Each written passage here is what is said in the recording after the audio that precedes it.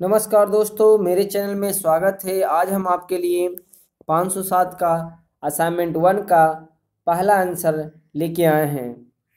जो क्वेश्चन है इस प्रकार, आप एक बार क्वेश्चन को ध्यान से देख लीजिए, पढ़ लीजिए। शिक्षा और समाजीकरण किस प्रकार अंतः संबंधित है? व्यवस्था कीजिए।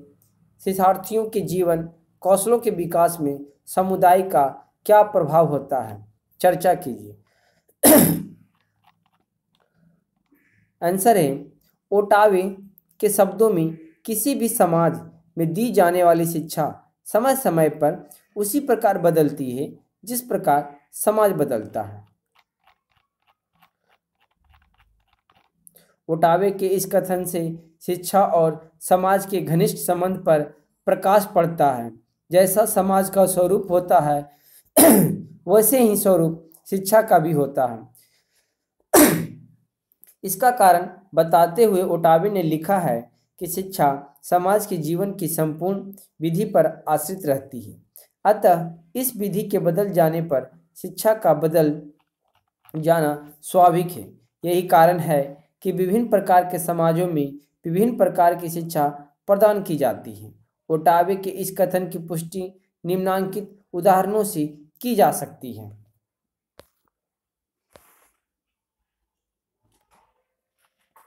पहला है प्राचीन समाज। प्राचीन यूरोपीय समाज में धर्माधिकारियों की प्रधानता थी।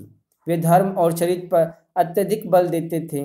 अतः व्यक्ति को शिक्षा इसलिए दी जाती थी वे जिससे वह धार्मिक और चरित्रवान बने।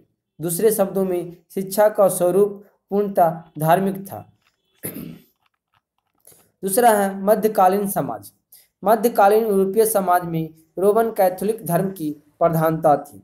इस धर्म के सिद्धांतों पर सभी को विश्वास करना पड़ता था और कोई भी उनके संबंध में कोई प्रश्न नहीं पूछ सकता था। अतः शिक्षा के क्षेत्र में इन्हीं बातों का अनुसरण किया जाता था। शिक्षक जो कुछ बताता था उसे छात्रों को मौन रूप से स्वीकार करना पड़ता था और वे अपनी जिज्ञासा को संतुष्ट करने के लिए प्रश्न पूछने के अधिकारी नहीं थे। आधुनिक समाज। आधुनिक यूरोपीय समाज में प्रोटेस्टेंट धर्म की प्रधानता है। इस धर्म ने व्यक्तियों को तर्क और निर्णय करने का अधिकार है कि वे किस प्रकार की शिक्षा प्राप्त करें। चौथा है निरंकुश समाज। प्राचीन और आधुनिक समय में ऐसे समाजों के उदाहरण मिलते हैं जिन पर एक व्यक्ति का पूर्ण आधिपत्य रहा है। ऐसे समाज का शासक भय और शक्ति का प्रयोग करके शासन करता है और छोटे छोटे अपराधों के लिए मृत्युदंड देता है। ऐसे समाज में शिक्षा बल और आदेश द्वारा प्रदान की जाती है और बालकों को छोटी छोटी त्रुटियों के लिए शारीरिक दंड दिया जाता है। मुस्लिम कालीन भारत का उदाहरण हमारे सामने है। इतना ही नहीं, ऐसे समाज में शिक्षा का स्वरूप स्वयं शासक निश्चित करता है। उदाहरणार्थ नेपोलियन के आदेशानुसार फ्रांस में बालकों को ईसाई धर्म के सिद्धांतों और शासक के प्रति भक्ति की शिक्षा दी जाती थी। इसी प्रकार हिटलर की आज्ञा के अनुसार जर्मनी में देश प्रेम और राज्य के हित के लिए सभी प्रकार का बलिदान करने की शिक्षा प्रदान की जाती थी। पांचवा है जनतंत्रीय समाज। जनतंत्रीय समाज में व्यक्ति का दमन नहीं किया जाता है।